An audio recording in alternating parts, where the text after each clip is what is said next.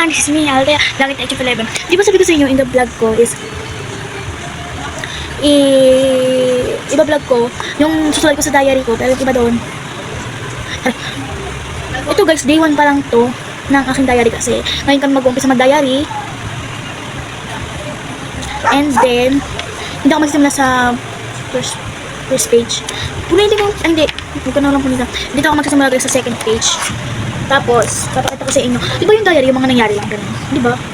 Yung diary ganun nga, di ba? Kulang yung diary. And then, hindi ko alam guys kung ito lang, ngayon ko lang ba ito gagawin diary ko. Kasi hanggang December na to. Uy!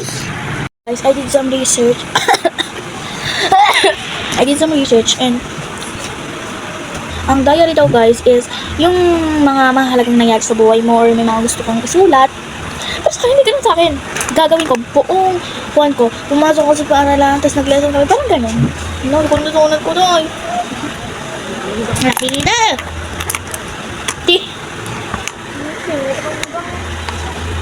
And ang diary daw guys is walang papasok, walang margin. So, diretso daw yun. Pag lumagpas na ba, diretso pa rin. Kimi lang. And yun ako jersey. And hindi ko lang kung paano ako ito sisimulan be. Ang alam ko, may nakita ko, una muna is yung date. Tama ba?